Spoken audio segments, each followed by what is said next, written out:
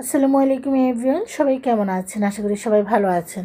আজ আপনাদের সাথে খুবই মজার একটা ভর্তা তৈরি করে দেখাবো, কোনো রকম পাটায় বাটা বা ঝামেলা ছাড়া। আমি ব্লেন্ডার জারি করব।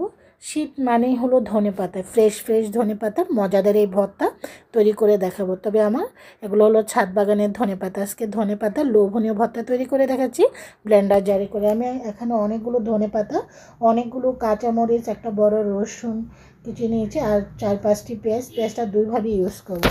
চুলা অলরেডি ফ্রাইং প্যান বসিয়ে এখানে কাঁচামরিচ, রসুন, পেঁয়াজগুলোকে একসাথে করে নিয়ে ভেজে নিব। সামান্য একটু তেল দিয়েছি, আপনারা এখানে সরষের তেল দিতে পারেন, আমি সয়াবিন তেল দিয়েছি, তবে বেশি না। আপনারা শুকনো খোলায় ভেজে নিতে পারেন, যেহেতু আমার খোলা ছিল না, মাটির খোলা, যেহেতু ফ্রাইং প্যানে শুকনোভাবে ভাজতে গেলে দেখা যাচ্ছে ফ্রাইং প্যানের যেই কোটিংটা সেটা নষ্ট হয়ে যাবে, সেজন্য একটু তেল দিয়েছি। দিয়ে এখন পেঁয়াজ এবং রসুন, কাঁচামরিচগুলোকে ভেজে নিচ্ছি। তবে আমি কাঁচামরিচটা একটু বেশি দিচ্ছি, কারণ আমার কাছে ধনেপাতার এই ঝালটা এত বেশি ভালো লাগে, সেজন্য দিয়েছি। তবে ঝালটা আপনার আপনার পছন্দ মতোই কিন্তু অ্যাড করে নেবেন। আমি আমার পছন্দ মতো বানাচ্ছি, সেজন্য আমি আমার মতো করে তৈরি করব আজকের ভর্তাটা। এখানে পেঁয়াজ, মরিচ, ধনেপাতাগুলোকে, কাঁচামরিচগুলোকে ভালো করে, রসুনগুলো ভালো করে আমি ভেজে নিচ্ছি। চুলাটাকে মিডিয়াম টু হাই ফ্লেমে রেখে, তবে আমি লো ফ্লেমে দিচ্ছি না, কারণ পুড়ে যাবে। দেখা গিয়েছে কোনোটা পুড়ে যাবে, কোনোটা হয়তো একটু থেকে যাবে। আমার কিন্তু প্রত্যেকটা জিনিস একটু যখন ভাজা হয়ে এসেছে, ঠিক এই অবস্থায় আমি এখানে দিয়ে দিব ধনেপাতাগুলো।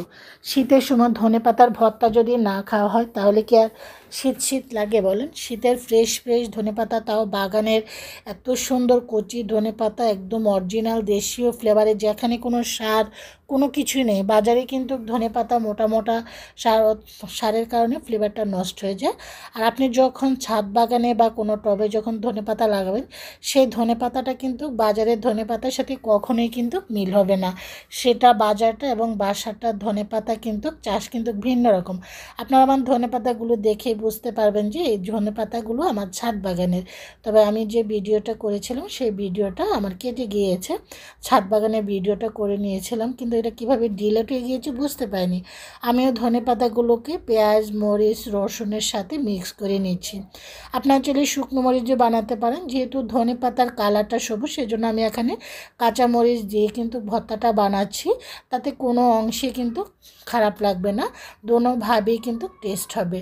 এখন আমি একটা ব্লেন্ডার জার নিয়েছি, এখন আমি ধনেপাতা, কাঁচা সব প্রত্যেকটা জিনিস দিয়ে দিচ্ছি। এই যে প্রত্যেকটা জিনিস দিয়ে দিচ্ছি। আমি আবারও বলছি, আমি পেঁয়াজ দুইভাবে ইউজ করবো, একটা এভাবে ভেজে নিয়েছি আর কিছু কাঁচাটা। এখন আমি স্বাদ অনুযায়ী একটু লবণ আর একটু পানি দিয়ে দিচ্ছি, তা না ব্লেন্ড হতে সমস্যা হবে। আমি আপনাদেরকে দেখাচ্ছি, এই যে দেখুন কতটা সুন্দর ব্লেন্ডিং হয়ে গিয়েছে। এটার গন্ধটা আমার বাসা মোমো। ভর্তাটা তো হয়ে গিয়েছে, এত সুন্দর গন্ধ বের হচ্ছে, আলহামদুলিল্লাহ এত মজা হয়েছে।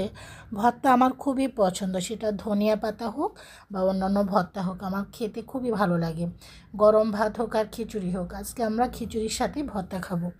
এখন একটা প্লেটে সার্ভ করে নিয়েছি, আলহামদুলিল্লাহ এত মজার ভর্তা। এটার গন্ধে আমার মনে হয় যেন খাবার আগে পেটটা ভরে গিয়েছে।